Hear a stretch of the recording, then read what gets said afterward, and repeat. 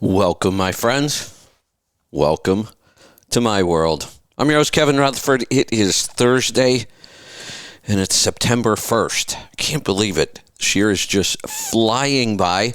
We are here live today. It is a free-for-all. I'll be here for the first hour or until we run out of your calls. You decide. Phone lines are open. Start dialing right now, 855-950-3835. Later on today, we'll also have an episode of Rolling Toe with Mike and Kevin Beckett.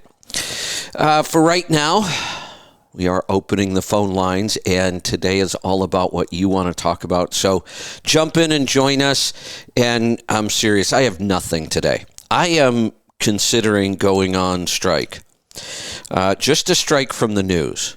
I've talked about this before. I've threatened it before. I may have an idea on how I'm going to pull this off. I seriously would like to take a break from the news. I'm so sick of everything in the news right now. I'm so sick of politics. I'm so sick of hearing about the same problems over and over and over, and we don't seem to be doing anything about any of them. Some of them we have almost no control over. As far as the economy goes, I think we are way past the point of doing much to help the economy. I think the Fed has been way too slow, and it's just going to play out the way it plays out now. They'll continue to raise interest rates. None of the news right now about the economy is good. None of it. And it's getting worse just about every week. We are in for a recession. I think it's going to be pretty deep. I think it's going to be pretty long, and we're just going to have to buckle down and get used to it because it's coming. And again, I don't think there's much the government can do about that. There's so many reasons why it happened. All the government spending, the energy policies of this administration. We could go on and on and on. But the economy is what it is right now.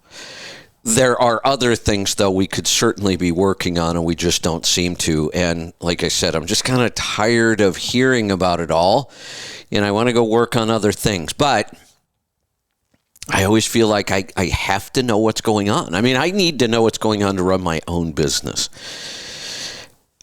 And then I need to know because the people who listen want to know. But I need a break. So here's the thought. I just had this thought this morning, and I'm thinking out loud. In fact, I just had it about 10 minutes ago, honestly. I'm thinking about shooting for the month of October, taking the month off from news. And now, of course, I won't take it completely off. I'll still kind of keep an eye on what's going on. But I'm not going to spend the kind of time that I spend now going through headlines, reading stories, putting together opens, based on current events, which is typically, what I look for in my open. What's going on right now? What do we need to know? But so much of it has been so wrapped up in politics and the news. And honestly, the news just gets really old after a while, and I'm there right now. So here's my thought. I got thinking about the other things that I tend to do on my opens. I try to use that time for what I consider to be things that are really important that we don't teach people. I mean, that's kind of what our whole business is about. We do a lot of education. And when I think about the areas that I want to focus on, the areas we've always focused on, business, we certainly do a lot with that for owner-operators and efficiency and, running the business better.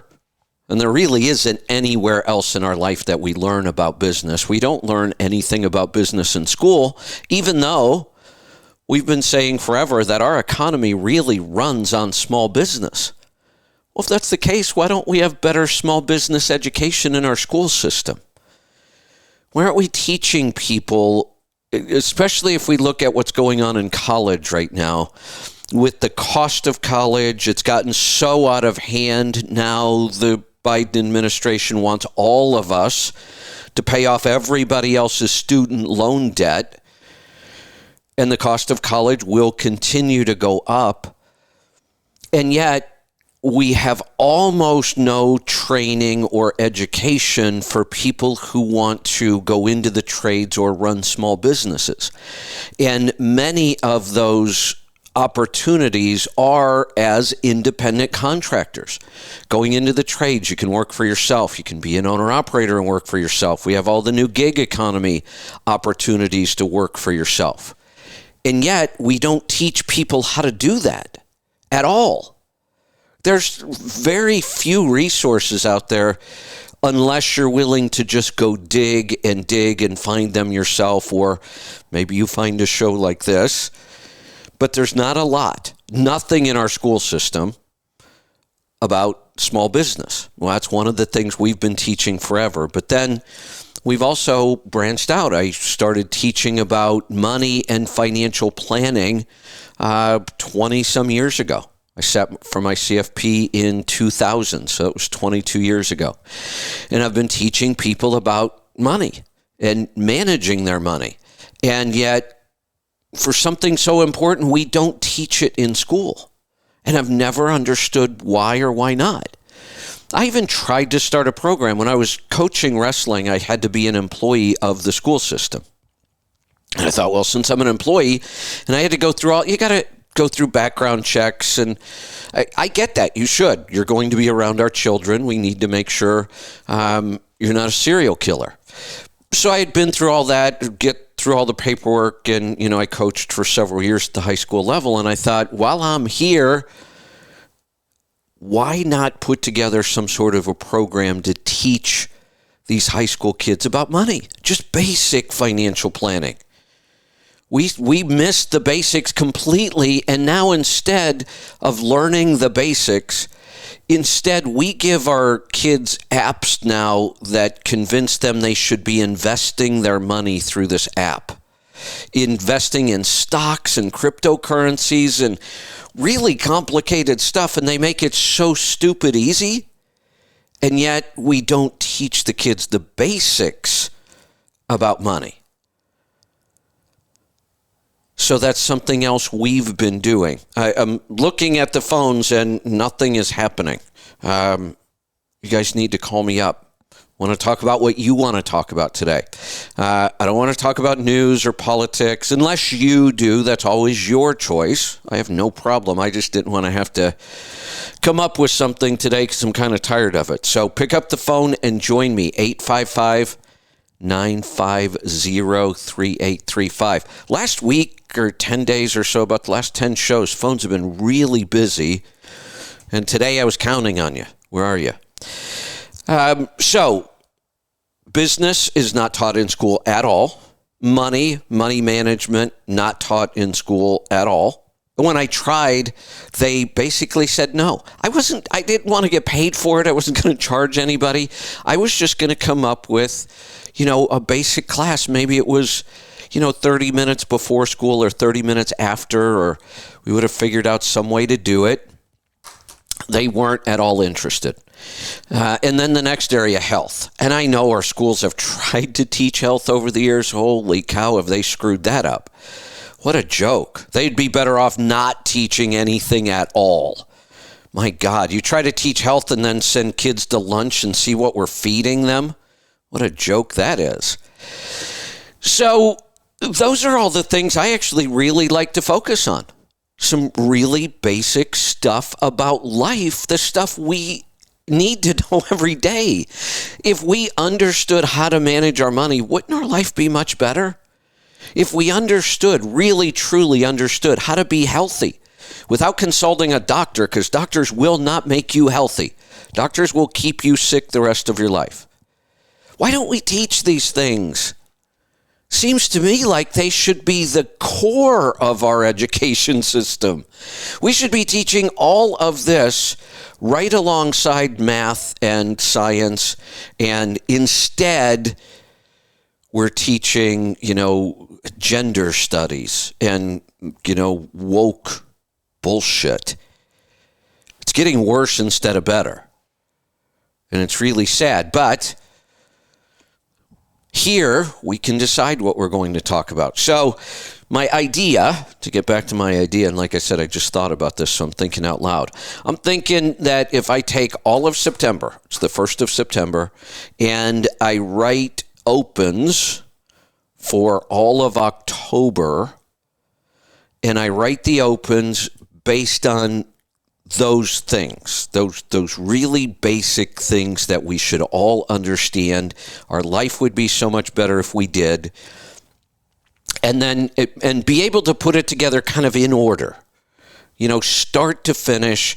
Here is a month to really focus on the things that will help you live your best life. Understanding politics has done nothing for me as far as living a better life. It's just kind of one of those things I kind of feel like I have to do for myself, because I do need to understand what's going on in the country. But I don't enjoy it. I don't think it adds much to my life. It's unfortunate that politics have become such a big part of our life. I wish we could turn that around. I wish we could go back to a much, much smaller government that doesn't have so much control that we're constantly talking about it. But I don't know how to do that. I do know how to teach people how to live a better life. And maybe I can put something together for the month of October. And then if I can put together a program I really like. Let's see, how many shows do I need opens for?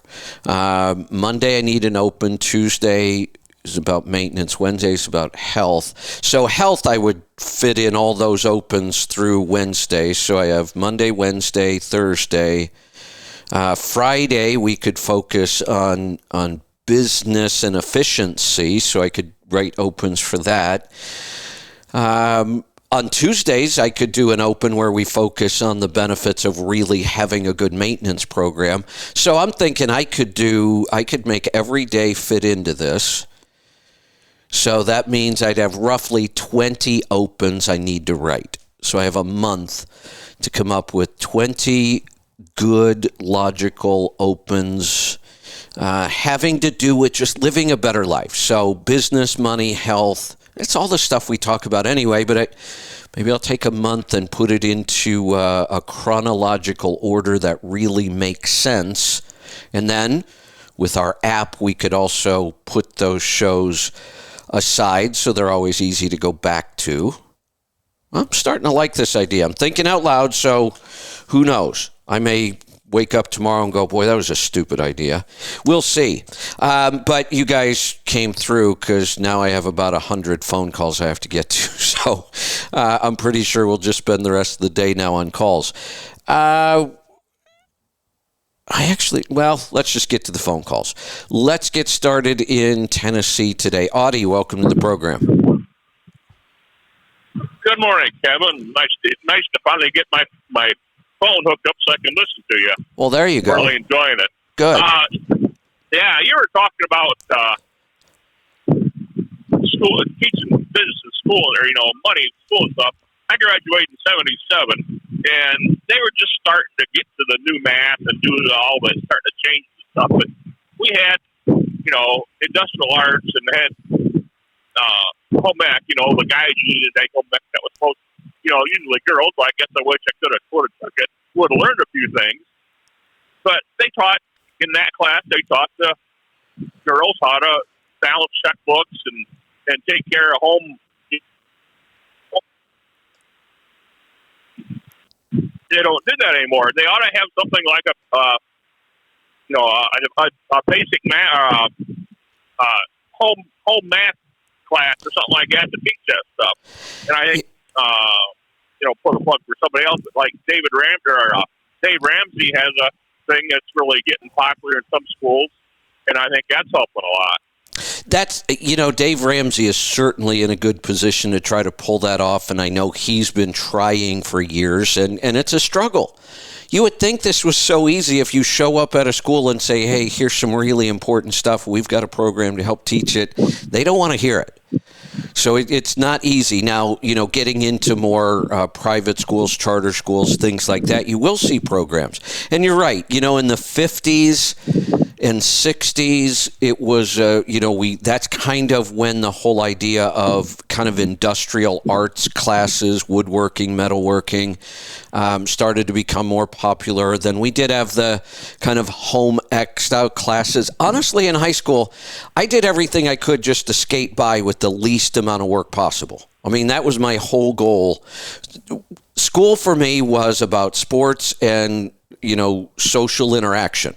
I could care less about the school part of it. So I was trying to skate by as easy as I could. So I did take woodworking and metal shop and home ec and foods and advanced foods too. And just about every one of those classes I could take and still get away with it and graduate. And I barely got by the skin of my teeth. Yeah, but those kind of programs have almost disappeared.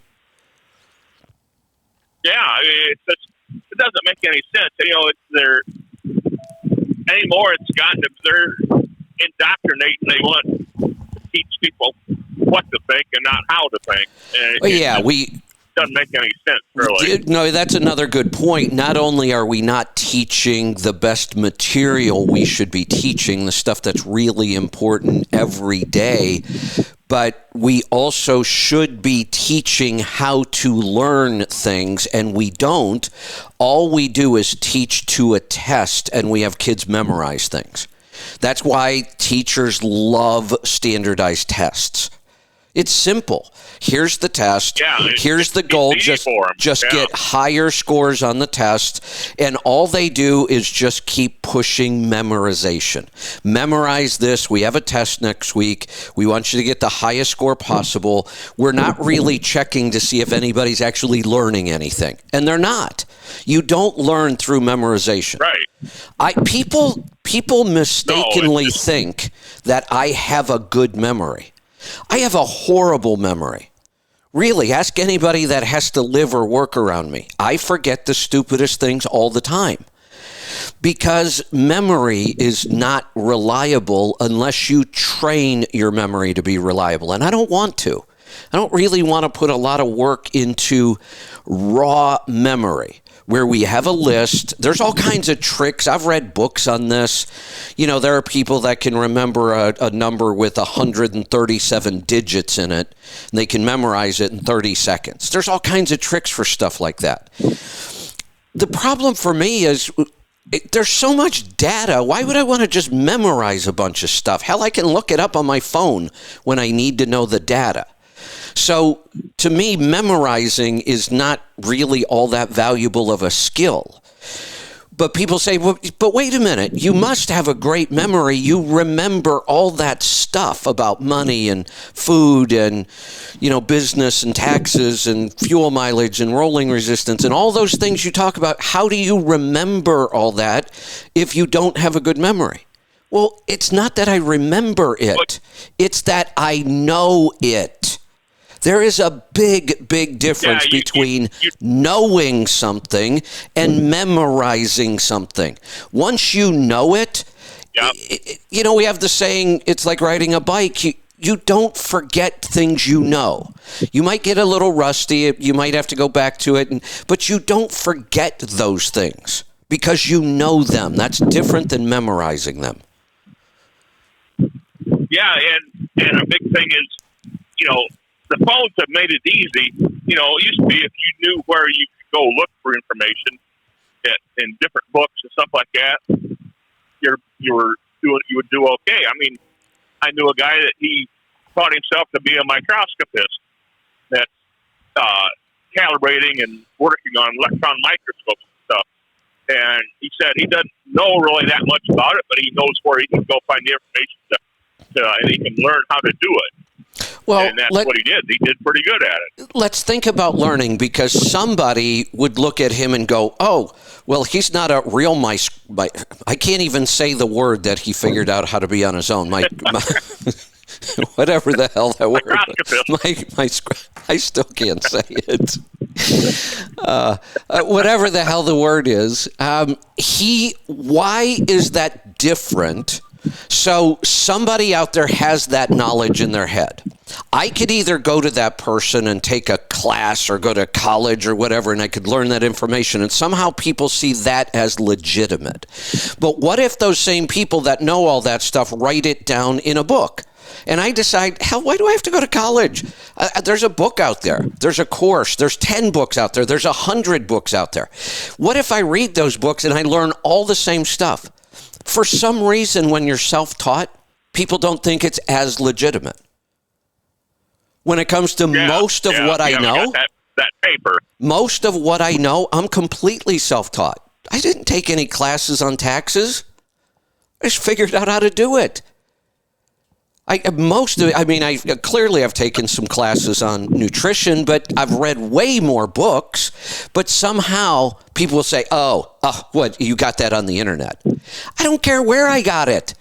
If I have the knowledge and I know how to do something and I get results, who cares how I got the knowledge? Yeah. It's just crazy that people think you gotta do this and this and this, or we're not gonna recognize that information or your knowledge. Yeah, unless you have that piece of paper. We're so wrapped up into those initials we can put behind our name. I have a bunch of them. I never use them. Most of them aren't even legitimate anymore because I don't pay for the privilege of using them. You know, I went through the whole CFP program. I did really well, passed the exam the first time, scored well, all of that. But in order for me, now I have the knowledge, and I haven't lost that knowledge. I've gotten better at it over the years because I continue to study it, but I won't pay the CFP board $1,500 a year and do all their continuing education bullshit that most people just pencil whip anyway and never learn anything. Why would I do that? Just so I can put some initials at the end of my name? Yeah, and then that's why a lot of the organizations and stuff. If you don't pay us this amount of money, you can't practice this or can't practice that, and it's the way with a lot of places. I mean, it's just crazy that, there's some things that you want, it's more of a, people want to know that you have that, so they think that they can trust you. But I think there's a lot of people that have that and aren't worth trusting. Yeah, absolutely. Have those type of things. Yeah. All right, Audie, good talking to you. Kind of change. Okay, go ahead. Go ahead. Go ahead. All right. Well, I've got a Garmin watch, and I'm just kind of wondering. I haven't figured out how to update it. It's still the 4 point whatever it is. It's not the new. I tried updating the other day, but I couldn't figure out how to get it updated to get the new with the HRV on it. You know what I would recommend? We're going to try to get some more resources together on this. It's one of our projects, but I would call their tech support. My watch is always updated on its own. I don't know that I don't remember ever setting it to update on its own. I thought that was just the default. Okay. Well, maybe I've been having trouble getting my the navigation Garmin stay hooked up to the phone and the camera and stuff. It just seems like it's cutting in and out all the time. And I guess I'll have to try that. Go to their support and try to figure something out. Yeah, I would. It one of two things. For me, again, this goes back to just how I like to learn. I like to read and dig and figure things out myself because then I know them. Many times, think about what our phone and our GPS has done to us. Our phone, nobody remembers anybody's phone number anymore. And no kidding, that's for sure. I used to be shocked at how many phone numbers I knew by heart. I know none now. Yep. Lisa's maybe is the only one I know. I don't even know my own sons or daughters. I don't know their phone numbers. Why would I? It took me a long time to remember my wife's phone number. You never called it. It's like trying to remember your own phone number. You don't call it, so you can't. Unless you give it out a lot, you don't use it. In some ways you could say, well, because of that device, we've gotten weaker. Well, not really. I'm kind of glad I don't have to remember a bunch of things like that anymore. Like, what was so big? What was so important about being able to remember it? Again, that's a memorization kind of thing. If the phone will do it for me, Yeah. And then somebody will say, "What are you going to do if you don't have your phone?" Well, if I don't have my phone, how am I going to call anybody anyway? There's no pay phones around. It's not like you're going to stop at a pay phone and call somebody. So, I'm fine with the fact that I don't have to remember a bunch of phone numbers. It frees up brain cells for me to do other things with. Yeah, it's like everything else. If you're doing something regular and a steady, something you're doing all the time, you remember the stuff that you need to do exactly. that. Yep. And exactly. Whatever, if you got a job like carpenters, you remember fractions and how to do stuff like that. It's just anything you do regular, you remember. Yeah. Speaking of which, and speaking of our school system, something else. I remember it was like the 3rd or 4th grade. They told us we were going to convert to the metric system, and we spent a year screwing around with it, and then it just went away. I wish we would have finished that. Why didn't we? We had our chance to break away from that screwy English system that's been around forever that makes no sense and replace it with a system that makes absolute sense, so much easier to calculate everything in metric, and we didn't do it. Yeah. Yeah, it's probably like a lot of things. It's follow the money somebody had. And now what we end up with by not going. Yeah. Now what we end up with is a mix of both. We use a lot of metrics. Yep. We got away from identifying car engines by cubic inches. We now do it by liters. That's a 5-liter engine. Yep. No, it's not. It's a 302 cubic inch. I know what you mean. One of the things it's like mechanics tools too. Oh yeah. I mean, you got to have both sets. You do have to have both sets. And sometimes it's hard to figure out which one it really is. Does this 13 millimeter fit that bolt better, or does this 9/16 fit it better? Sometimes you can't even tell. If it's a 13 and a half inch are the same. You can use those interchangeable. Exactly. And what is That's it, the one I meant, a half and inch. 19. Yeah, some of them are almost identical. Some of them are off just enough that if you're not paying attention, you'll probably round off the nut. Yeah, or if you're got one that's rounded off, you can use the metric that's a little bit smaller. That's right. You can get it loose. That's right. Yeah. All right. Well, I'm gonna cut you loose because the phones are piling up on me here, and I asked for them, so we're gonna get to it. We're off to Illinois. Jim, welcome to the program. Hey, Kevin. What's on your mind today? Yesterday on your health show, you were talking a lot about sleep and stress and everything like that, and the Garmin watch and all that. Well, I'm not a driver. I'm a firefighter paramedic. Okay. And we work 24-hour shifts, and so we're on duty for 24 hours. And I don't even want to know what my stress level and body battery and all that kind of stuff is if I'm up for 24 hours running stressful calls. How do I combat that? Well, this is going to be similar to what I'm going to try to figure out when I decide to tackle this whole sleep thing. Some of the biggest struggles we're facing are with team drivers. And, I'm hoping the stress protocol is going to help, but I don't know if it's going to be enough. When you're on these weird goofy schedules where you're basically working around the clock and sleeping at odd times, I don't know how we're going to overcome some of that. The human body was just not designed for that, and we didn't evolve that way. We evolved being active when the sun was out and being very inactive when it was dark. So there's the first change. When you think about that, and think about some of the places in the world where I live, for example. Hell, when we get into the middle of winter, the days are really, really short. You wake up and it's dark. Before you know it, it's dark again.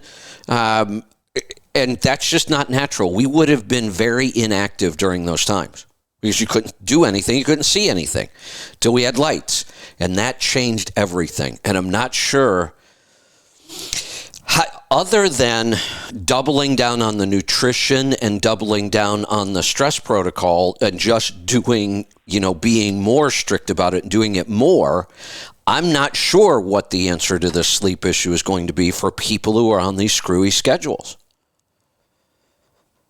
All right. So you're working on it, maybe something like that. Yeah, I'm thinking about it and trying to find some sort of a solution, but I've done, years worth of reading about sleep and I haven't come across any solutions yet.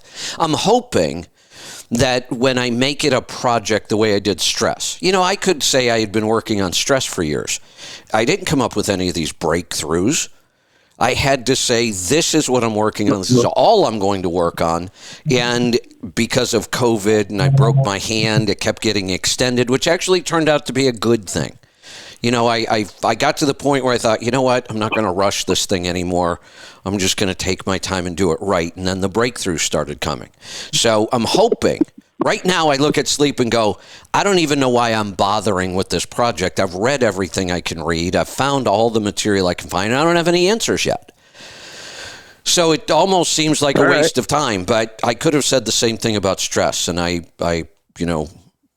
did the deep dive and figured it out and came up with some breakthroughs. I'm hoping something happens like that with sleep. All right. So just keep up with the keto and do the best you can do right now. Do all the other things you can do that we know make you healthier, and then your body will at least be able to deal with those stressors better. I got you. All right. I will keep listening and keep doing these protocols, and I'll see what happens. There you go. Thanks for the call. And you know what? It's when I'm doing these protocols and I'm working on them and I'm talking about them that we get feedback every day from people, and that's when I'll really I still believe I'm going to make some more breakthroughs on the stress as we get feedback from other people, and then we'll do the dive into sleep and see what we can figure out there. Let's keep going with the phone calls here. We're going to head off to Indiana. Jeff, welcome to the program. Yeah, I've been doing stuff with the Boy Scouts for about the last 20 years, and they have in their requirement of making a budget, going shopping, seeing how much it costs for each person, and then also there's America Edge for Eagle is called personal management, where they have to track their income and their outgo and kind of set up a credit union banking type account, and then I teach them, how to balance a checkbook. And that's awesome. And I've been doing this about 20 years, and I have some kids now that are, mid-20s that came, and when I do see them, they thank me and go, we never learned this in school. I wouldn't have known how to do a budget or a checkbook, and that's their only interaction because their parents don't do that. Do you know why their parents don't do it? It comes so simple to me, it makes me sad. Because they were never taught. They're not confident enough. Yeah. I mean, they manage to get by and they pay their bills, but they're not confident enough to teach this to their kids. They don't know how to teach it. They weren't taught it. They just had to figure it out themselves. No. And, if we were to... here's the goofy thing about our school system. Who's really in charge of it? Like, why do we have a Department of Education at the federal government level? What the hell do they do? Yeah, screw things up usually. But if I were to take whoever is in charge of that department, I don't even know who it is. I know, Betsy DeVos used to be, I think. Who knows? Because who knows what the hell they do? Now, the person we hear more from about education, I think, who has way more power in education, is Randi Weingarten from the Teachers Union. She has all kinds of power. We hear from her all the time. I'd love to take those two that are technically kind of in charge of the school system across the country, and I want to ask them, why don't you teach these things? What answer could they possibly give you? Some of the most important things in life, we don't teach them at all. They can't give you the real reason why they don't. That makes you independent and a self-thinker, and that is bad in the liberal democratic genre in education. You can't think for yourself because you won't need them. Oh. You won't need them. You're right. They can't say that out loud, though. Oh, hell no.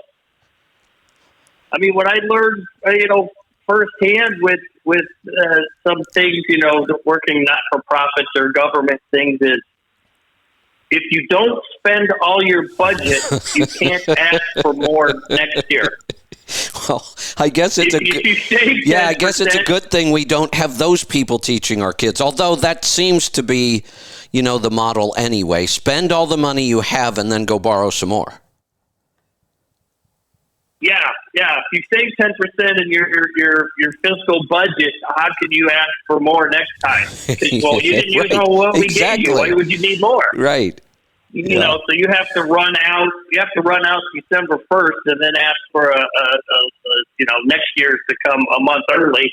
And they must really need their increase. Yeah. Now just think about all the basic life things that people struggle with. Why? None of these things are complicated.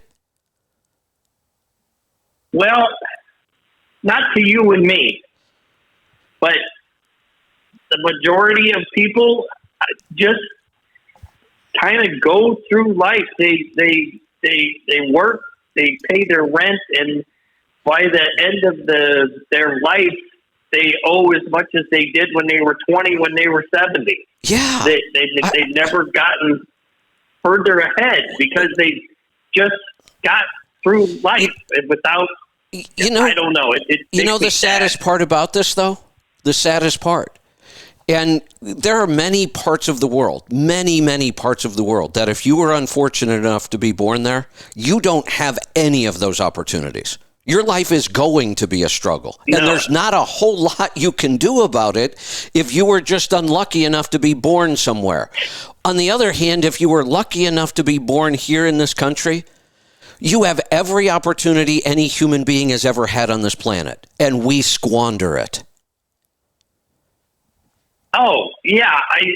It just, amazes me. It's like, how can you just not be successful, or at least not in poverty, and be just middle class with all the opportunities for you to do anything you want? This is America. Yeah, and by being successful, it doesn't mean you have to have $1 million house and a huge 401k. Success isn't always about money and finances. Right. What about again, let's look at other countries. Some people have no choice but to spend the majority of their day trying to make sure they eat.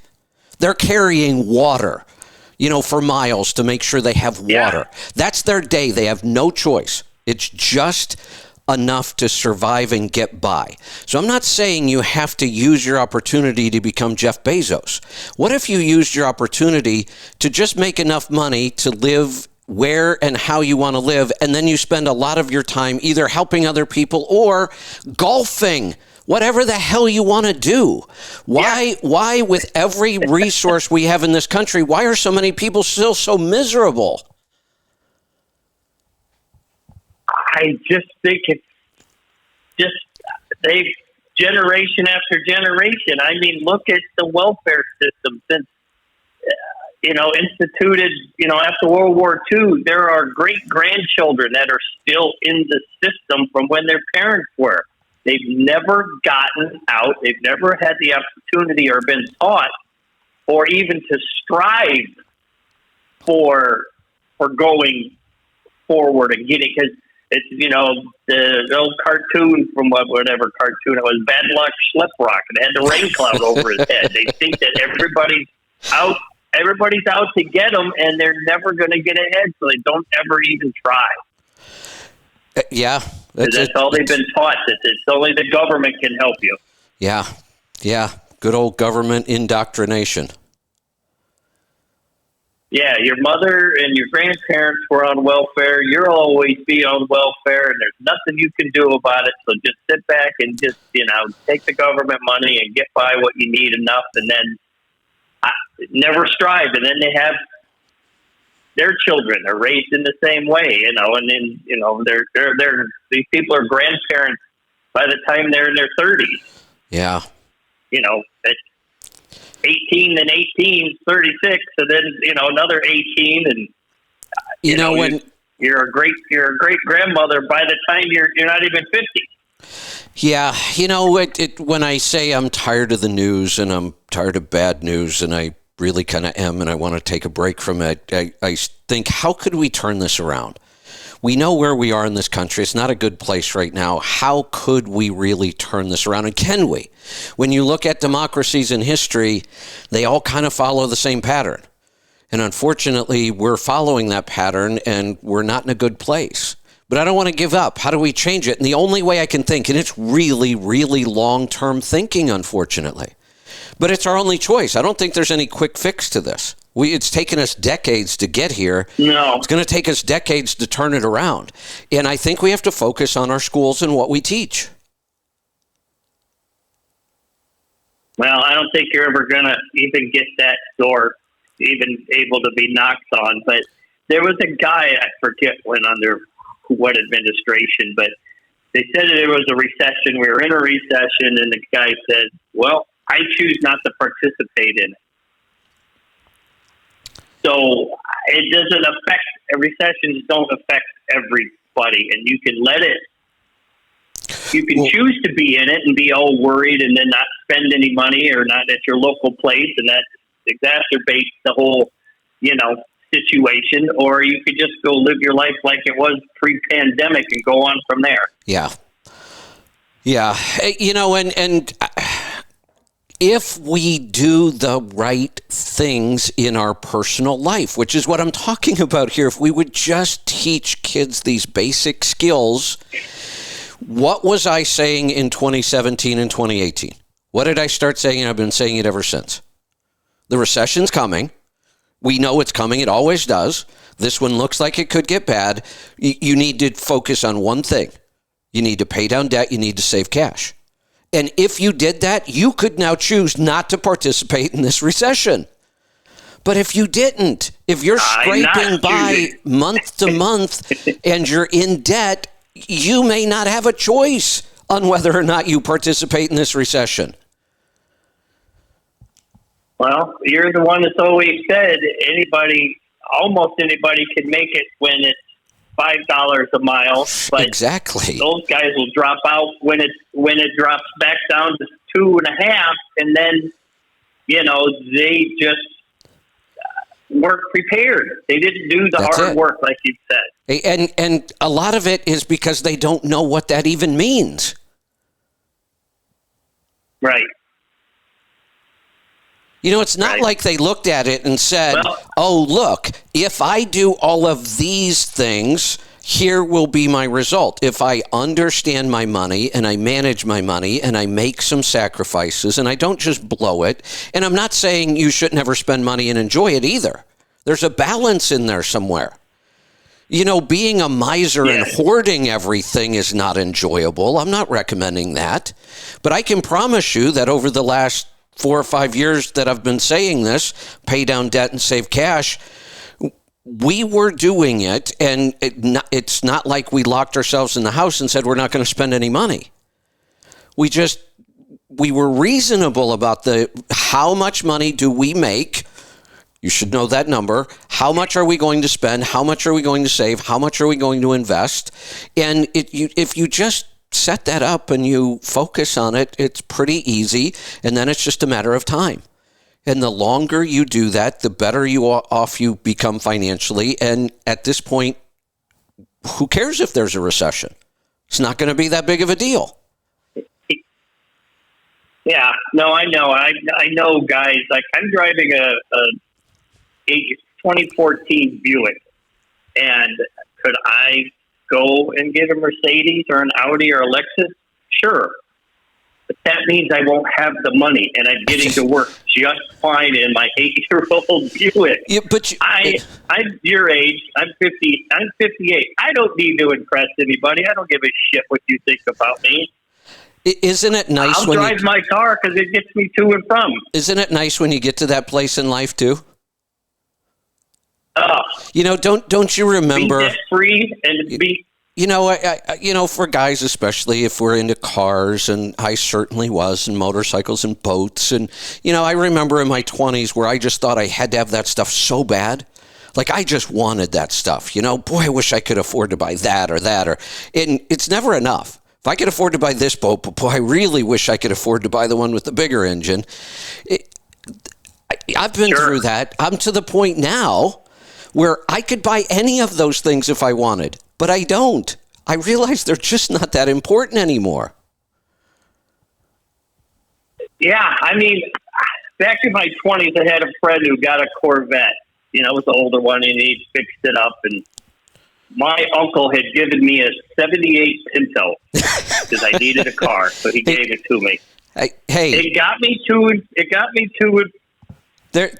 There was an ulterior motive. I don't think he liked you. Remember, those things exploded when they got hit in the back. Yes. Well, mine didn't. I got hit in the back, but it didn't explode. But yeah. So we were at a party one time, and his Corvette wouldn't start. And he'd always made fun of me because I drove a Pinto, and I was poor, and he had this Corvette. Well, his wouldn't start, and he asked me for a ride. I told him to go fuck himself. I said, my piece of shit Pinto starts. I said, my piece of shit Pinto starts, and yours doesn't. Fix your damn Corvette. I had the General Motors version of the Pinto. Which was that? Is that the Pacer? No. Or the Gremlin? No, those are American Motors. General Motors. Oh, America. Okay. The Vega. Which was that? I had a Vega. Oh. That was... Now, when we were in high school, my grandmother gave us, my mom and dad, a Pontiac Ventura. Oh, yeah. So I drove that to high school, and my buddy had a Chevy Nova and an Oldsmobile Vega. They were exactly the same. Remember when GM made the exact same thing, only one said Pontiac and Oldsmobile, Chevy? And yeah. They were all three. All three were exactly the same. Exactly. Yeah, the trim changed, and that was about it. Yeah. Because there were guys that were old guys. I only drive Oldsmobiles. Well, I only drive Pontiac. Right. And they said, "Well, we'll make the Nova and slap a different sticker on it." Yeah, Pontiac Le Mans was exactly the same as a Chevy Chevelle. Mm-hmm. And the Buick Skylark, I think. And I had both. I actually had a Buick Skylark and a Pontiac Le Mans. All right, I'm going to roll along here. The calls are piling up. We're going to head off to South Carolina. Paul, welcome to the program. Howdy. What's on your mind today? Hang on, let me get past this noisy truck. Schools. I may offend some people, but I don't really care. Yeah. It's not the school's responsibility to get the kid to school, and it's not the school's responsibility to feed the kid. And I don't know why you do that in this country. It's stupid, but it's the way you do it. It is. So, it is. I agree. Not only is it stupid that we... Now, look, I kind of understand that when you're at school for a full day, there has to be at least time for lunch, but you don't have to have these huge lunch programs the way we have them now. And now we're feeding them breakfast because we say they're not getting enough food at home. So now we have them coming in early and we're feeding them breakfast. So yeah, we're feeding them and indoctrinating them. We're not really teaching them the stuff they should be taught. Yeah, eat this because it's good for you because we said so. It's low fat. You're right. Yeah. And here's your donut. Yeah, here's your Lucky Charms and orange juice and a donut because that's better than bacon and eggs. Yeah. So, and then on the news the other day when I was at home, and they were talking about I think it was I don't know if they called it the Italian or the Spanish Stonehenge that. Oh yeah, I saw that. Drought. Oh look, we've got it. Yeah. So and it's like, so I was thinking. They probably built it when it was above water level. Right. So then as time changed and because I don't think they had aqualungs and all that good stuff way back. No, they didn't. Years ago or whatever it was. That's right. So they built it when it was above water level, and then things changed, and the water level came up, and here we are. Wait a minute. 7,000 years later, and oh look, the water level's gone back down. Wait a minute. How did it change? We didn't have fossil fuels back then. We weren't burning a bunch of coal and oil. How did the climate change? I don't know. They must have had Democrats back then, too. Do we not even think of the obvious stuff like that? At some point, this piece of land was not underwater. It wasn't even close to being underwater. If it was, nobody would have put all this work into building whatever the hell they built there. So clearly, at that point, there was no water around here. And then there was. Yep. Well, wait a minute. What changed? Yeah. Who knows? And now we're back to the water's not around there anymore, but we're acting like we're all going to die because of it. Yeah, crazy. So, a previous caller mentioned about the metric system. Yes. I guess I'm fairly lucky because when I actually started school, we were still on feet and inches. Oh, were you really? My father was. Yeah, well, you're kind of a sort of a British English colony kind of thing. Hybrid. That's right. I'm a hybrid. Yeah. So, but then it changed to metric. But my first year at school, they were talking about it. It was still feet and inches, and my father was a carpenter, so he worked in feet and inches. And then we changed to metric, and then my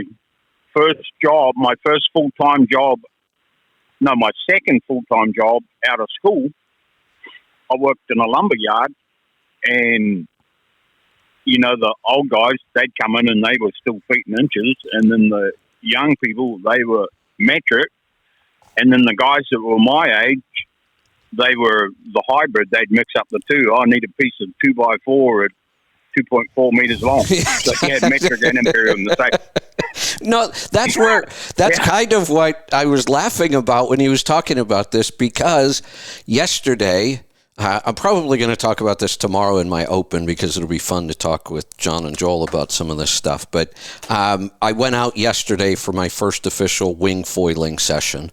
The day before, I was flying the wing out on the water, but I was just using my stand-up paddleboard. So yesterday was the first time I took the new foil out, the new board, the wing. We had crazy. And it's in the repair shop. It's in the repair shop already. I'm gonna take the same advice I give to owner operators: find a good shop and build a relationship. Here's the crazy thing about Hood River, the town. It's 20 minutes away. That's where I went because they have great launch sites. And I mean, I could walk right out in the river in front of my house here and go do this, but somebody would probably have to come pick me up down at the dam. So I went to Hood River, and here's how big these types of sports are in Hood River. Do you know of anywhere in the town where you live where you could pull up to some place, open up a locker outdoors, stick your kite in there with a repair form, and the next day you get an email with an estimate? I mean, there's shops like that in Hood River. I dropped my kite or my wing off yesterday. Dropped it off, fill out the form. Okay. They're going to fix it. I tore the hell out of it, too. Holy cow. Just bought it. I mean, sometimes entertainment is expensive. Well, I made the comment yesterday. I'm like, I'm kind of liking this. I used to have to buy a $60,000 boat, and then I used to have to put gas in it, and I used to have to fix it, and I had to trailer it. And I'm like, look, I just spent a bunch of money on equipment, but I'm done. No, I'm not done. Well, my second day, it's already in the repair shop. But you still got the $60,000 that you would have spent on the boat. True. So I'm looking at the board that you stand on, and every piece of this, the wing, the foil, the board, the front foil, the back, it's all really, really technical, sizes and shapes. And so I'm looking at this board and talk about mixed measurements. The first measurement tells me how long the board is, 5 feet, 11 inches. Yeah. The second measurement gives me the area of the board in centimeters, square centimeters, and then I get the overall size of the board in liters. Yeah. Now, what are you going to do with that? Like a tire. Yeah, I know. Yeah, you're right. It sounds like a tire. Like, what the hell are all these numbers and measurements for? But honestly, the one that 560, 22.5. the one that's easiest to understand when I'm trying to figure out a board, what board do I need? Do I want it longer? Do I want it wider? Do I want it thicker? The one measurement that tells me what I need to know, and I can visualize it, 115 liters. That's the volume of the whole board. That tells me a lot. And liters are easy. And they're even easier because now all I have to do in my head is think, okay, if this is if this board has the volume of 115 liters, all I have to do is visualize 57 2-liter bottles. There you go. And when I did that, I thought, wow, Don't drink the Kool-Aid. there's a lot of volume on this board. Yeah. Yeah. But yeah, what a crazy bunch of measurements on there. Yeah. But so that previous caller that mentioned metric, and he said you can use the 13 millimeter on the half inch. Yes, sometimes you can, but it's actually not the same size because half an inch is 12.52 millimeters. So. It really many times comes down to which style of socket. Is it a 12-point, a 6-point? Because sometimes one will fit, but the other one won't. Yeah, whether it fits or not. Yeah. Right. Yep. So, right, that's all I got today. All right, fun. That's all I need. Thanks for the call. Let's go to Indiana. Danny, welcome to the program.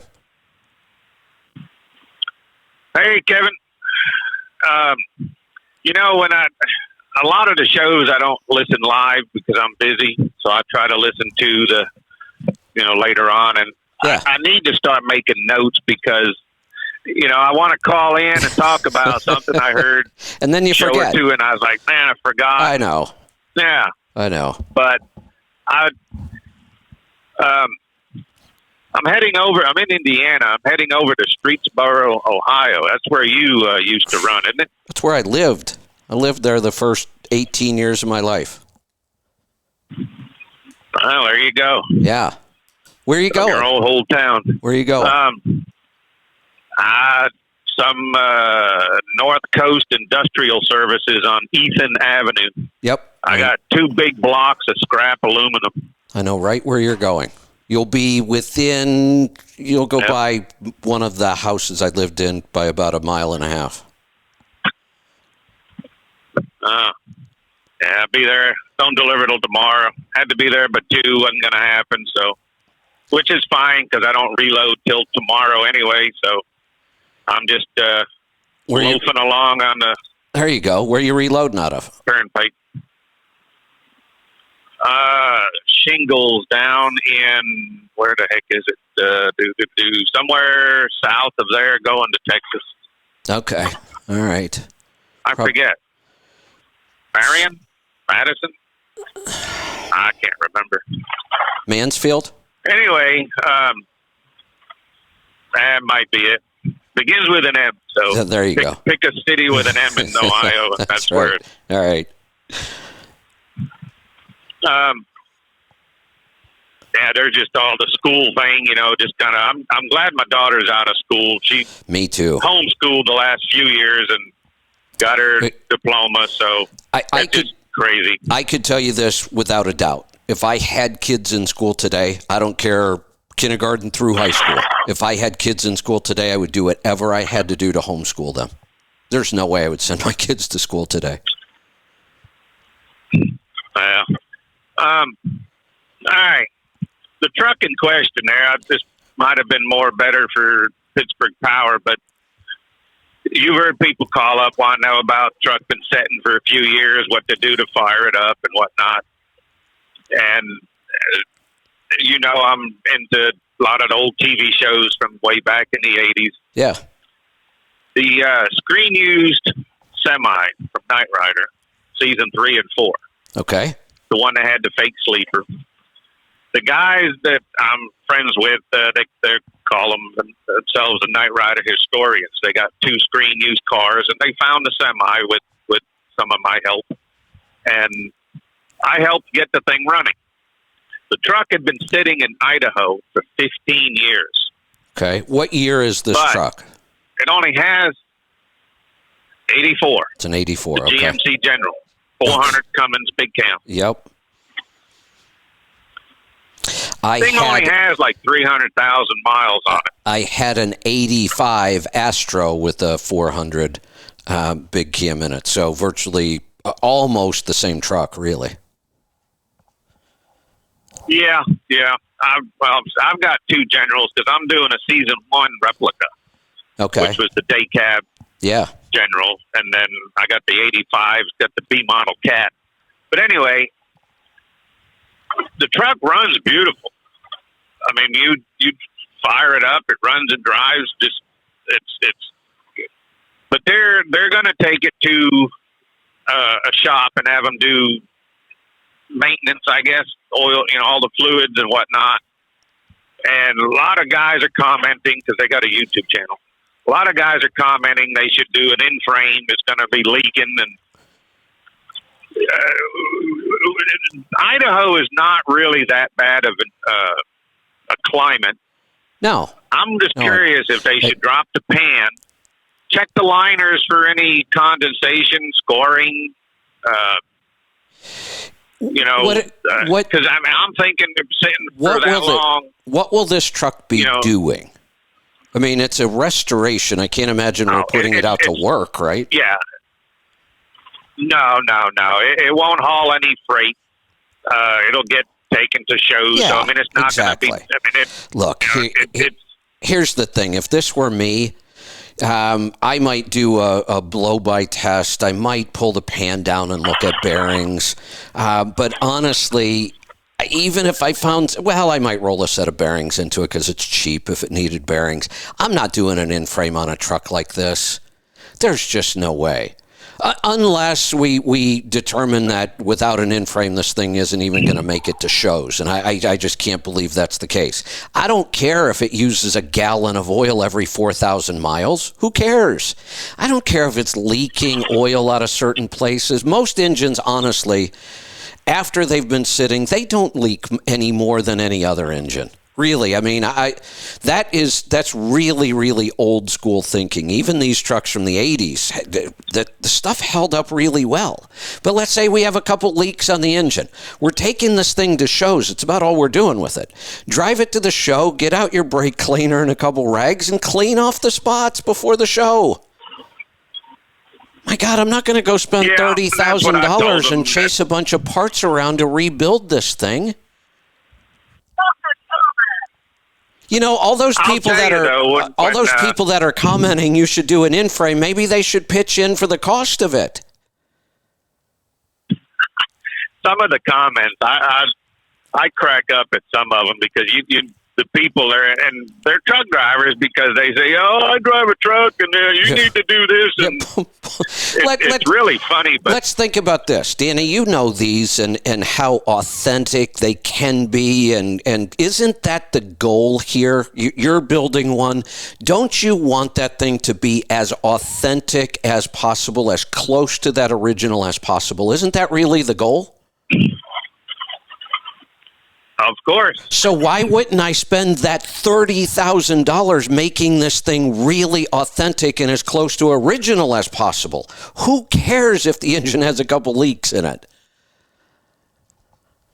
And that's what I told them, because everybody's saying, and so I go and put my 2 cents, because the guys that act, the 2 historians there, or 3, wherever you want to, they're not truck guys, they know cars. Right. So right. My part in all this is helping with, the info, the parts, and I'm the driver. So there you go. That was pretty exciting to drive a. Yeah. It was funny is when we first got the thing running out in, they brought it into Iowa. I went and picked it up. Took it to Pennsylvania. and it's a 13-speed. Well, all the mice that were living in this thing, they chewed the hairlines for the splitters, and it was stuck in high range. Oh, boy. But I got it running. Yeah. And I'm running up and down a gravel road about 50 miles an hour. I got flat tires on the back, and we're just and I was amazed at how well that thing ran and drove. Exactly. They do. It is pretty shocking how long we can let these things sit anymore, and they don't really have a lot of problems. Here's part of what I mean about people that we never taught people to think, so they react with their experience, and that's all they know. And you said these guys are truck guys. They're used to a truck that you pull freight with and make money, and they think if it's time for an in-frame, you have to do an in-frame. Well, but that's not what we're doing with this truck. Stop and think about the purpose of the truck. And the purpose of the truck, hell, all we care about that engine is it gets us a couple 100 miles to a show and gets us back. There were people, because this truck had been, previous owner had, because originally this truck come with the Rayco Spring Ride, which is probably what your Astro had. Oh, absolutely. And that thing would pound your molars out. Well, this truck had been, somebody had put air. Well, yeah. They wanted, this truck is going back to as it was. Exactly. 1986. That's the point. Spring Ride. Right. Everybody's telling them, oh, you should leave the air ride. You're going to hate that Spring Ride. And blah, blah. Like, again, they're not thinking. They don't know how to think. The point of this truck is to make it as original as possible. That's the goal. And guess what? Let's take it one step further. Guess what my Astro with the big Cam Cummins had? Guess what it had? It had several oil leaks. Who cares? So if we want to make it as original as possible, most of them had some oil leaks. Every truck I've got, engine leaks oil. Exactly. It's different if you were building a show truck competition show. Well, even then, you spend so much time when you get to the show cleaning that thing. Many of those show trucks probably have oil leaks all over the engine. They just get cleaned up really well before the show. Yep. Well, I figured that. Tell them to call me. Pulling the pan would be a fun show. At least all right. Yeah, look at the bearings. If we want to roll a set of bearings into it just to be safe. What else was even, they found the original trailer from the show. Did they really? Uh-oh. Oh, boy. I think we might have you back. Are you there? No, I think there he goes. We lost him. All right, we've got to move on. We're going to head off to South Dakota. Jamie, welcome to the program. How you doing this morning, Kevin? Good. What's on your mind? Well, I just want to throw some statistics at you. All right. For every teacher, janitor, lunch lady, principal, people that work in the office at this. How many people do you think are above that? Oh. There's 1.4 people above a principal.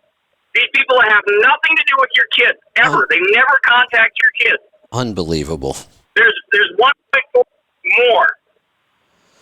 That's ridiculous. And then the other thing I want people to think about, it is.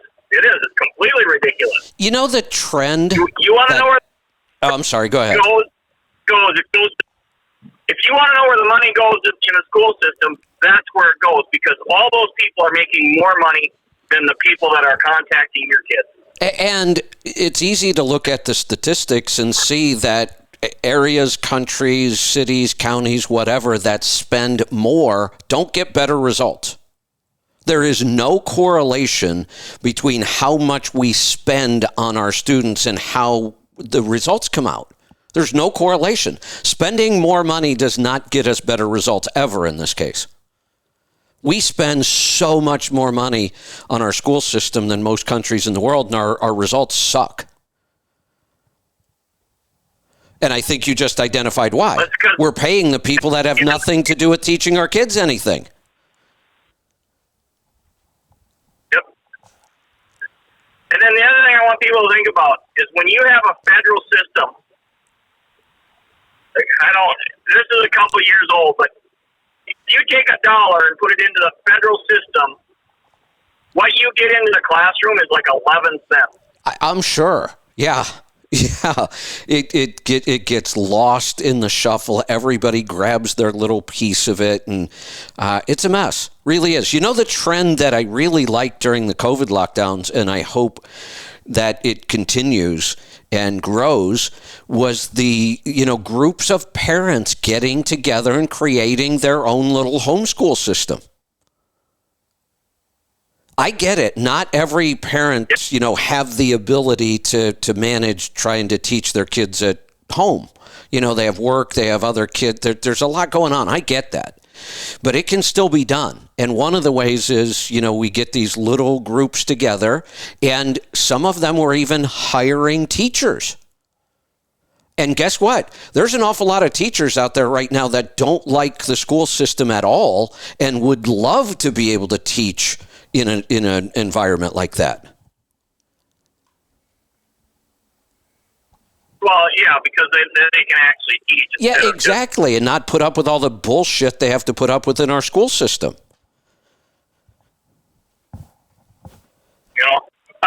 Something that would be interesting to me is how much time do the teachers spend filling out paperwork for all these people that are above the principal to look at and pass around? Yeah, exactly. But that's how it is with every federal system. It is. The federal Department of Education. Yep. By the time that money that you send to the feds gets down to the roads, it's pennies on the dollar. I just don't understand why we need a federal Department of Education at all, period. It shouldn't exist. The whole thing should be dismantled. Well, their justification for it was they were saying that places like Mississippi and Alabama were teaching, that the blacks weren't. They were teaching stuff that they didn't want taught. Yeah, I know. Too bad. And my solution is, you don't want the school system? Move. Yeah, exactly. That's the point of it. Or vote in new people locally that run the school system. The people I vote for federally, first off, our federal system is so big and such a mess that I know for me personally, where I live, my vote is wasted. My vote has no impact on anything because of where I live. But I can have an impact locally. So let's make important things local. School and our children are pretty important. We should be doing this at a local level. We maybe have a state Department of Education, so you kind of guide the whole state, but it shouldn't have much power. The power should be at our local school systems. And if we don't like them, we can vote in new people.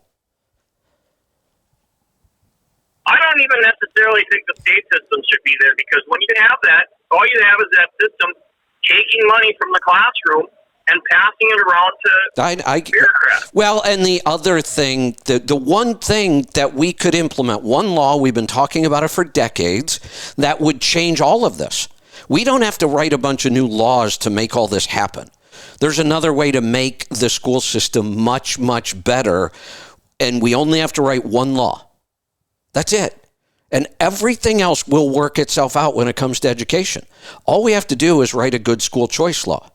The money that comes out of my taxes to pay for education, I get to choose to spend that money wherever I want.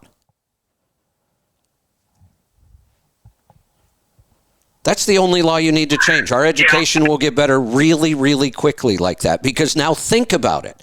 Now, in my little town, I can even get smaller. In my little neighborhood, we have enough kids in this neighborhood, and it's not very big, to have a couple of teachers. Well, if I have 10 parents that want to put their kids in this little school and they all bring $4,000 or whatever the number is, now we could have a viable school.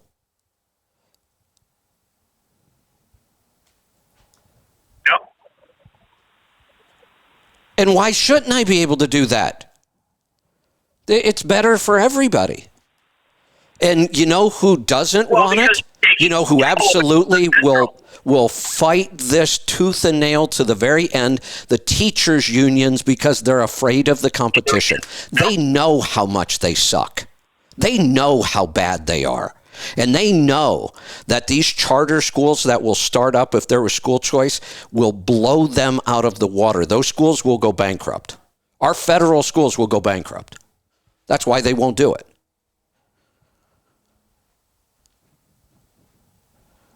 Yep, I agree with you.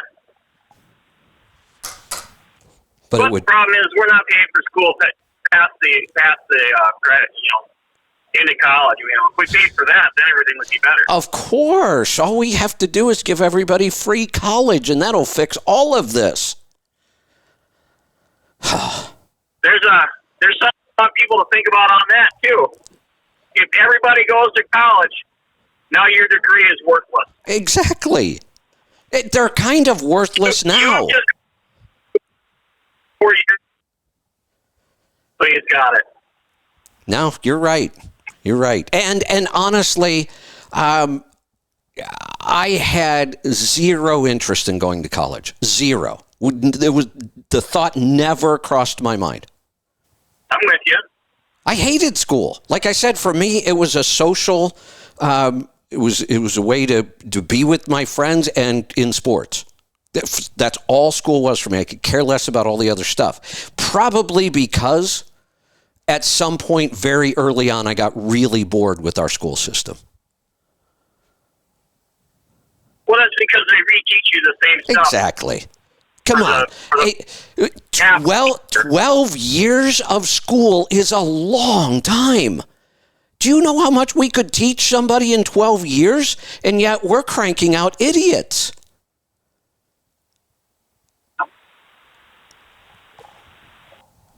$12 that's a long time to learn things. And you know what?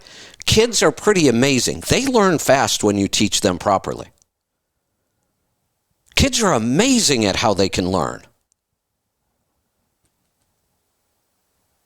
Well, they are, but I think that learning comes a lot better when it's more condensed. Absolutely. That's my point. And here's the other thing we do in school. We talk about this all the time. We do it in school. We do it in sports now. We teach and we build the system to accommodate the lowest common denominator. We do not have a system that rewards excellence anymore. Well, right, because you can't have that kid feeling bad. Correct. Yeah, the philosophy now is, well, if one person gets all the praise and all the rewards, then everybody else feels bad, and that's not a good thing. No, it's a really good thing. That's how human beings are wired. Well, and you take the competition out of it, and we will all become more behind. Yeah, and we will all become mediocre at best.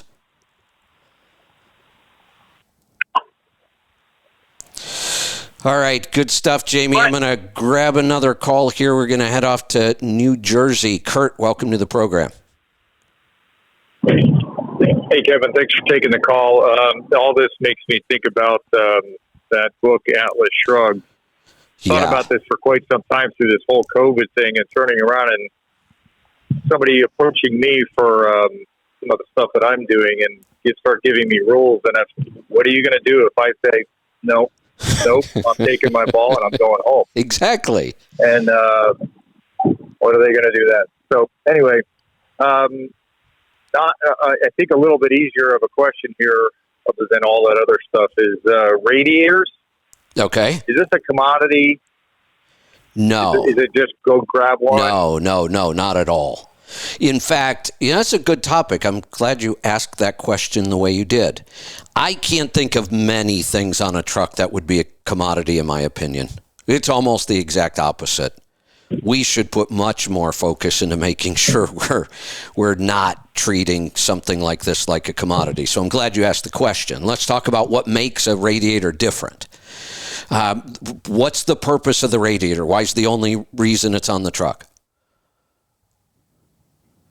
It cools the coolant, which then cools the engine. Yep. Keeps things in the temperature range that is best to be at. Yeah. So sometimes we should, before we start to even talk about things like this, we should just go back and say, what is the purpose of this?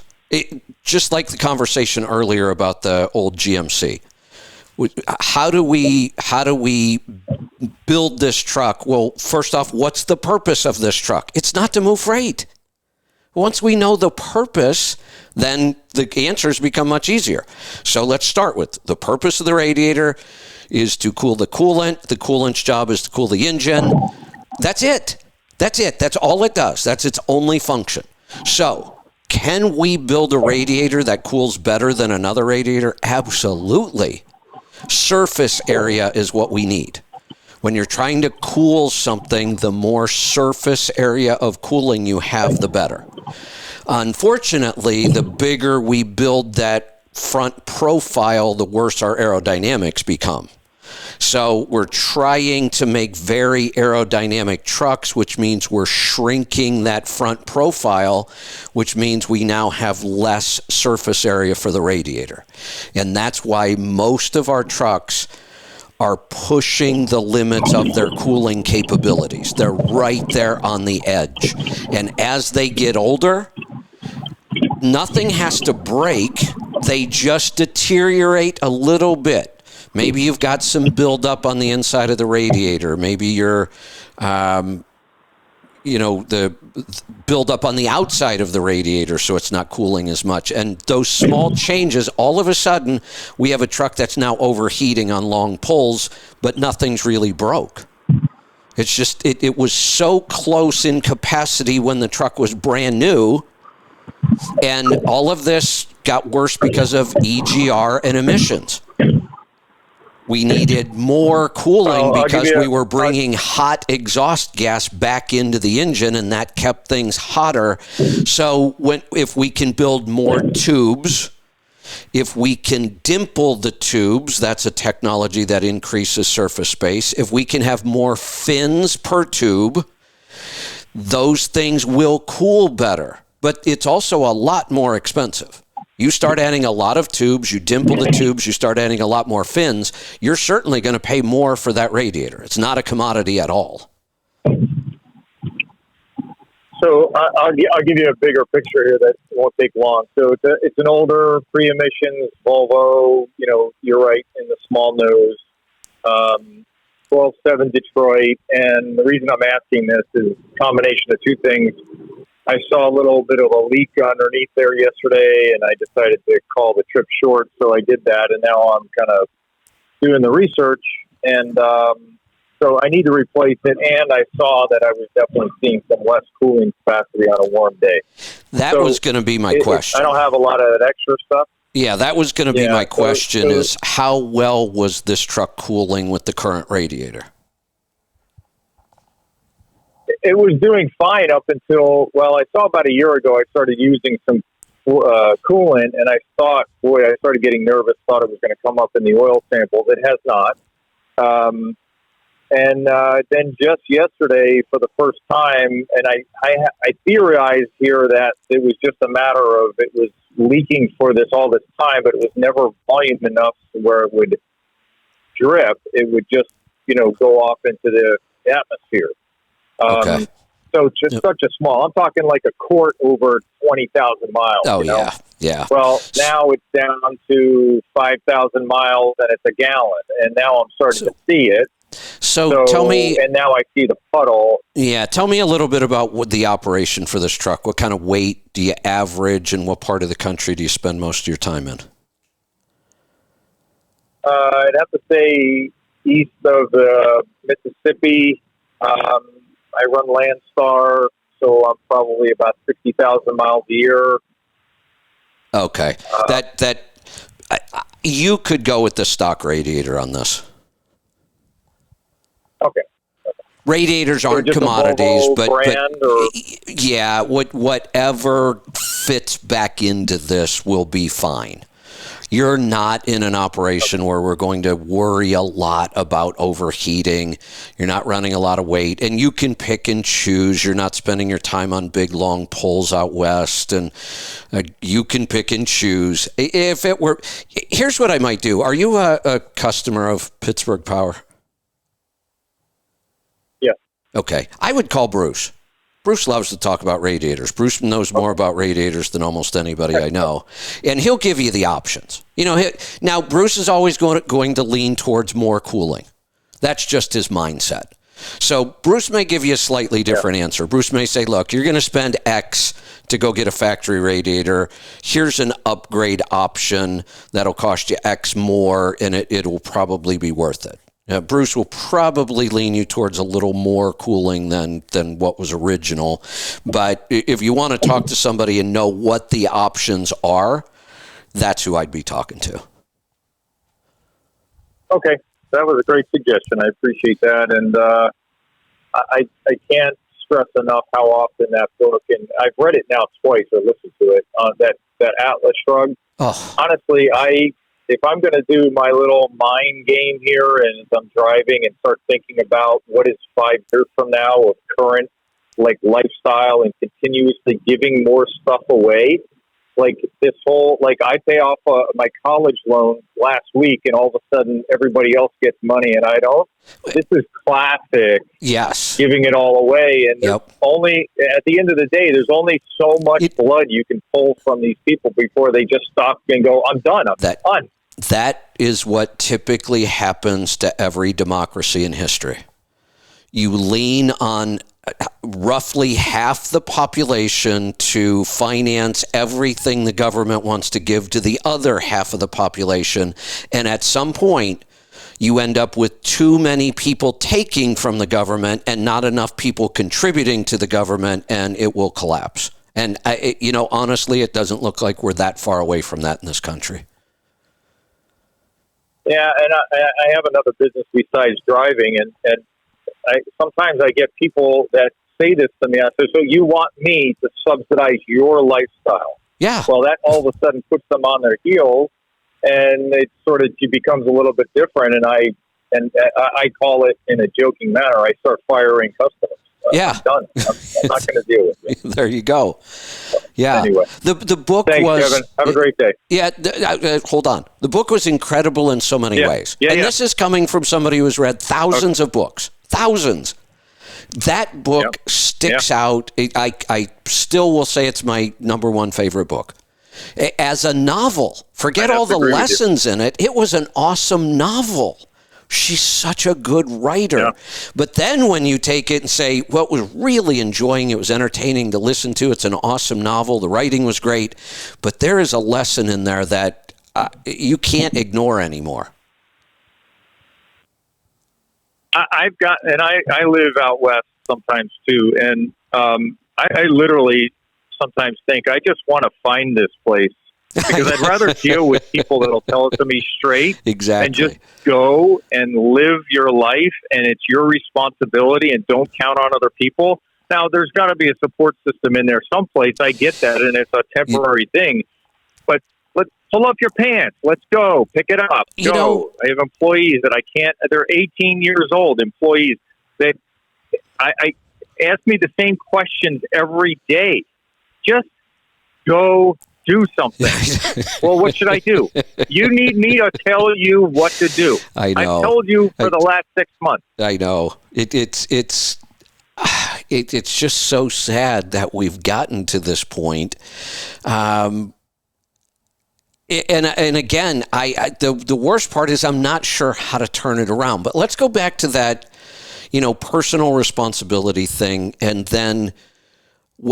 I'm pretty big on individualism, and that's what you were talking about right now. Being as self-sufficient as I can possibly be in this world. What kind of things do I need to know to, one, live a good life and to help other people live a good life? because we need human connection. I'm a loner. I really am. But I realize that you can't go through life like that. You know, we have these connections for a reason. We can't live alone. It's one of the reasons why I love that show, and I use it as an example so much. It's called Alone, and we can't survive out in the wild alone. There's a limited amount of time. These people have crazy skills, and yet 100 days is really, really pushing it. Some of those people are about to die. I mean, they're that close. So, but here's the thing. If we all focus on making ourselves as good as we can be, as self-sufficient and personally responsible as we can be, that's our focus. Now, take 3 or 4 people who focus on really being good and effective as an individual and put them together as a group. That's powerful. Now we can accomplish stuff. Yeah. Right. Yeah. There's a lot of people out there that will learn. I'm also, as I'm complaining about, people asking me what to do, I got to give some of them credit because I think they really have the want to learn. The mentorship, I think, has skipped a generation, and it's all these people have mentors in their own household. It just kind of comes down to, does that person know what they're talking about, and do they have even the ability to show it? And so it's a building thing that's probably been going on for generations. I agree with you, and one of the things that, the way I look at this, I hear people all the time, this is a generational thing, it's been going on forever. Every generation thinks the next generation after is a total screw-up. Right? I mean, and we're saying it now. Oh my God, this generation, they don't know math, they can't do this, they don't have a work ethic, and we kind of criticize them for it. I look at that and go, what the hell are you thinking? You did that. Don't criticize them. You created them. Well, it's also, I'm thinking about, again, my little life here, and there's so many avenues of these younger people that are coming up from high school into college and not going to college. And some of these kids are finding their own way, and I give them a lot of credit to trying something different, because you can always go back to school. Yes, good point. There's no limit. So just go and experience something, follow your drive and do it. And if it's not the right way, you just change. But if you don't start, you're not going anywhere. Do you know one of the sad statistics I heard the other day? That 39% of young adults graduating from high school right now, 39% of them believe that their only career path is to become an influencer. That is so sad. This whole influencer social media thing, I don't think people get it. They think all you have to do is go get some sort of a following and you become an influencer. There are people who have close to 1 million followers and make almost no money from it at all. Yeah, I can't fathom that kind of time wasted on such a little bit of return. Well, look, I'm sure I could piss off a bunch of people with this if I wanted to, but many of these are people teaching other people how to put on their makeup. Come on, how many influencers do we need out there teaching people how to put on makeup? But that's the kind of stuff this is. It's very... God, I don't even know what the word for it. Even the influencers that have these big followings, it's very, very impractical. It's not stuff that really matters. So this reminds me of training, and I'm being specific to whether it be gym training or any kind of training. I'll say this with confidence. The only people that make money training, and you can insert the word influencing, is the trainers of the trainers. Those are the people that make money, because the trainers don't make money. Not money, like not extra money. A good example of this is the NTA and the NTP program. I love the NTA. Thought it's just an amazing organization. I know the guy that started it. He's a friend now. Brilliant. Absolutely brilliant. But in reality, that program has been a pretty big failure. Very, very few people come out of that program and actually make money or build a career as an NTP. It's almost unheard of. It's shocking how bad the numbers are. But there are people out there who are killing it. My son happens to be one of them. He makes money with individual clients when he wants to. But he found out that he makes more money, a lot more money, training other NTPs. He does a whole blood chemistry course that he created himself, and he makes a ton of money teaching that course. And the crazy thing is, I look at most of the people going through this advanced blood chemistry course, they don't have a client base yet. Why are you taking more advanced training when you haven't been able to build a client base for what you already know? Which circles back around to the thing of just starting and going, and you're going to learn as you go. Exactly. When you're going to make some mistakes, and that's even the better way to learn. And so there is no easy button. I'm not saying you shouldn't take that advanced blood chemistry course. Of course you should. I'm a big believer in education, but we just keep thinking it's the next education or the next idea that's going to make us successful, and we skip all the basics. Yeah. And at the end of the day, it's the basics that people want, and I can't relate it to, well, maybe I can relate it. If somebody's having major joint pain, and they have all these problems, and they think they're eating a clean diet, and somebody goes right to blood chemistry. Did you ask them what they're eating? No. Let's go to basics. Right. Did you ask them what they're eating? Yeah, the doctors need to take some clue from the veterinary community. Every time I take an animal to a vet, they ask me what he eats. Doctors never do. Vets always do. What are you feeding them? They know it matters. Very good point. All right. Pretty interesting. Yeah, well, good stuff. All right, we're going to move along. The calls just keep rolling in. I asked for it. We're going to go to Wisconsin. Paul, welcome to the program. Hey, Kevin. How you doing? Good. What's on your mind today? Well, I just wanted to add something to something the previous caller has mentioned about the education. And I just stopped at a truck stop. When I first pulled in, the diesel fuel was $5.19. I fueled up, pulled forward, and as I was walking in, I saw the sign was $5.09. So as I was fueling, they switched it, dropped it 10 cents. I went in with my receipt. I'm like, yeah, this is interesting. I was just wondering if you're having some technical issues with your sign out there because it says $5.19 on one side and it says $5.09 on the other. Oh, man. And so she goes, oh, she goes, no, it just changed. I'm like, oh, all right. She goes, but don't worry. She goes, I'll make it right. She goes, I'll make it right. And so she pops the till open and she hands me a $5 bill. Did she really? I'm like, oh, what? Yeah, for real. I was like, what is this? She goes, well, it's just a rough estimate. Oh, no. A rough estimate. I had exactly, okay, so this is the good part. I had exactly 136 gallons. I stopped it. It was exactly 136 gallons.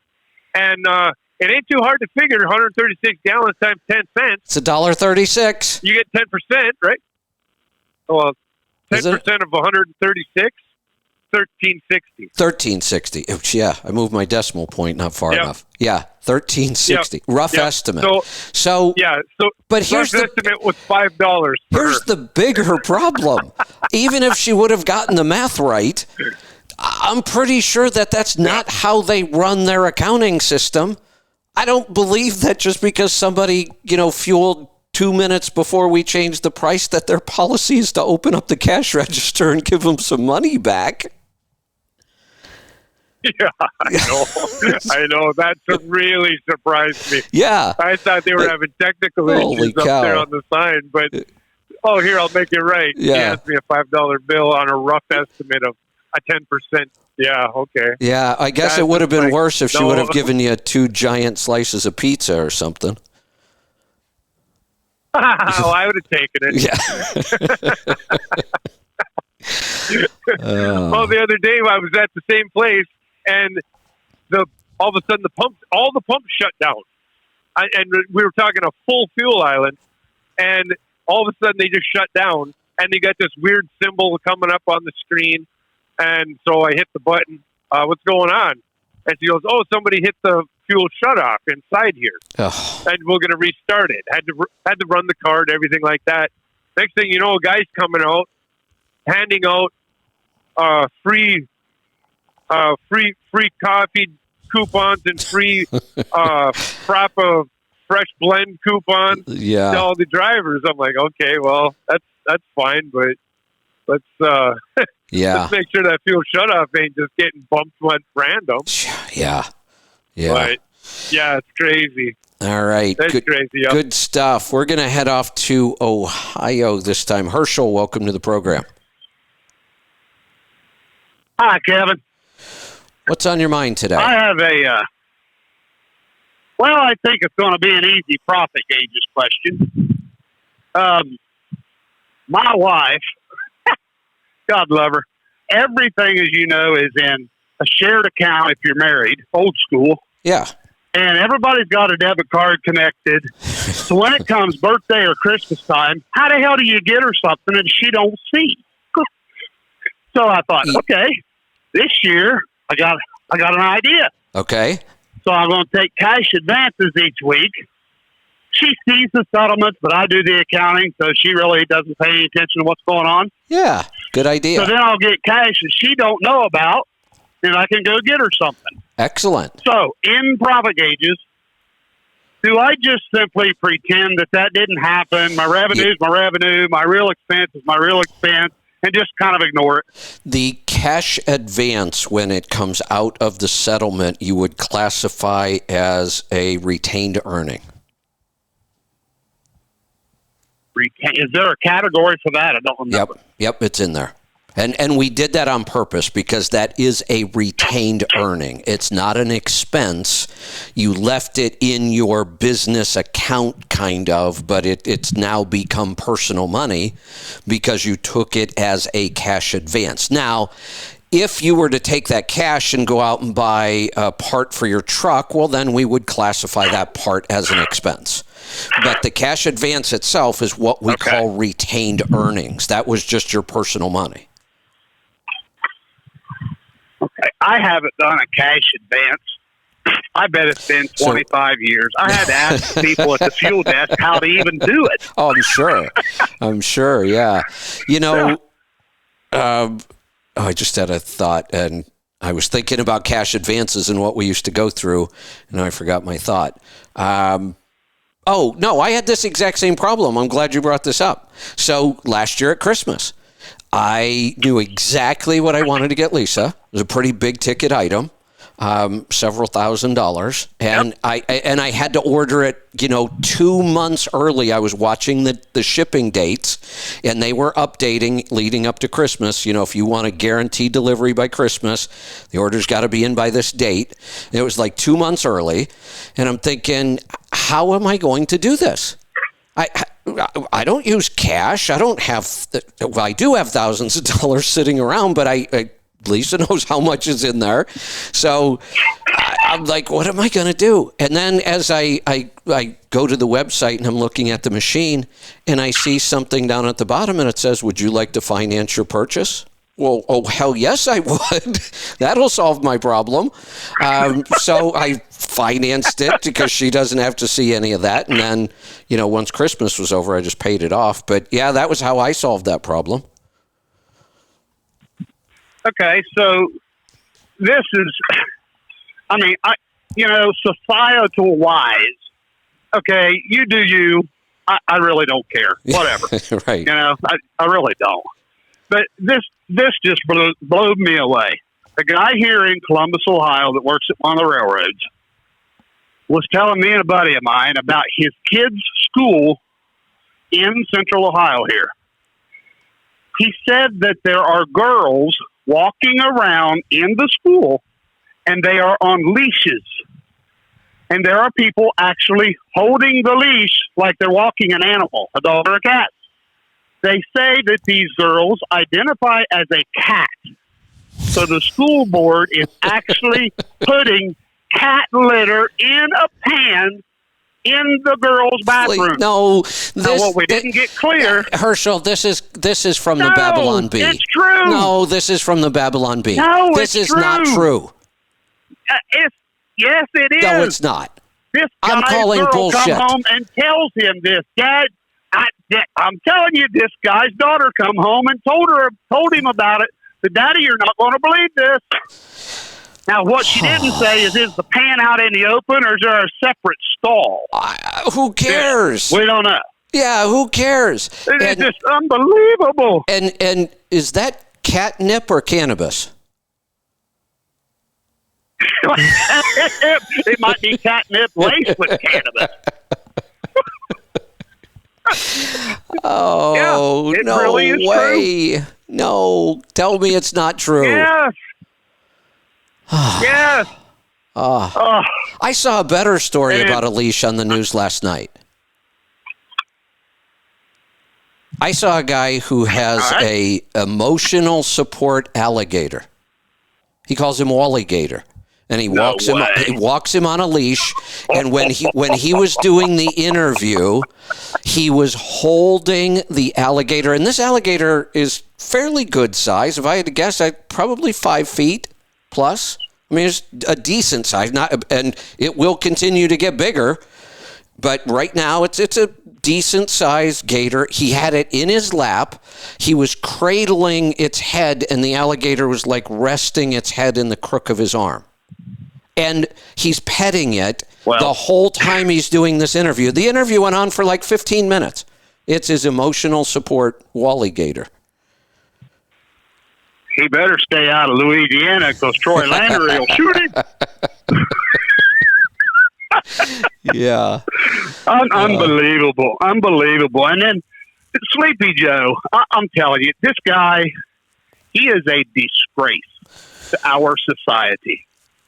How in the world can you pay off a loan that somebody signed up for of their own volition?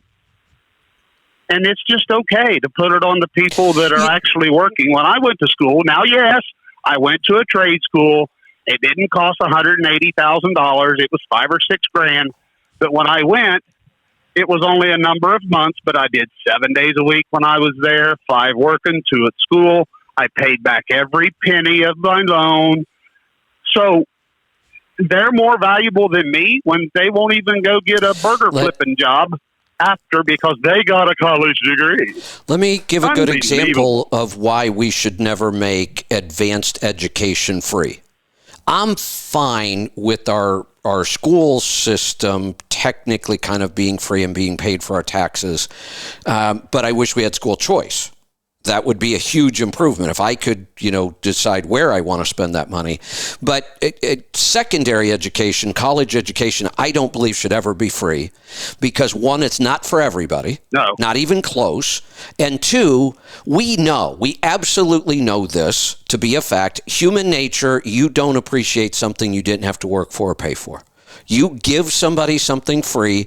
Some people are smart enough to know, even though it was free, it's really valuable and I'm going to take advantage of it. But that's the minority. Most people, and I'm a good example. What did I just say that I did with the free government education they gave me? I blew it off. I ignored it. I spent 12 years doing as little as possible just to get through the school system. I didn't want to go to college, but I can promise you if I did go, if I thought there was a real reason and I wanted to go, and I'm paying for it, well, you better believe I'm going to get as much out of it as I possibly can. But I spent 12 years getting nothing out of our education system because, well, who cares? I didn't pay for it. That's just human nature. We know that. Right. So we should not make college free. Here's another problem with paying off these student loans. We're arguing about a lot of things. One, it's just wrong in so many ways. But Why haven't we changed the program? If the program's so bad, that's what they keep saying. Oh, they're just saddled with all this debt. The system is broken. Okay, so you're going to put all of this money, my money, in to fix it, but you're not fixing it. You're going to pay off his loan today. You're giving somebody else one today, too. You're still giving those loans. So this money you're stealing from us doesn't fix the problem because you're not even attempting to fix the problem. You're still giving those same loans. If you want all this money to pay off all those debts because it's a broken system, then you better shut off the system right now. Shut it off. No more student loans from the government. None. Because it's a broken system. You said so. Right. Exactly. I don't know. Are we going to make it to 24? But then again, are we going to get anything any better? I don't know. I don't know either. Like I said, I'm going to take. I really want to take October off because all we're going to hear about all October are the midterms. Do you remember Steve Summers? Yes. Yeah, Dale's son. Yeah, I still see the night of. Oh, he has a son. Steve's also got a brother that's pretty active on social media. But yeah, I know Steve. The night of the election at 2, 3 o'clock, whatever it was in the morning, and all of a sudden, all these votes came in and swung it the Democrats' way for Joe. All Steve said was, how is this possible? Yeah. How in the world at 3 o'clock in the morning when the polls closed at 7, how is this possible? And that's really all he said. 2 days later, Clear Channel fired him. He's gone. He's now on that, what's that one, the radio one that you got an affiliation with? PNC Live, I think it's called. Yeah, I know. He's now on there with the show. Clear Channel fired him. You know what surprised me? And I don't mean just now or just over this or for the last 20 years. I'm shocked that Steve never ended up on Sirius. Right. He should have been. His dad was. Steve would have been a great addition to that channel lineup. Yeah. And I don't know if that was his choice or I don't really. When I say I know Steve, I know of him. We've never spoken.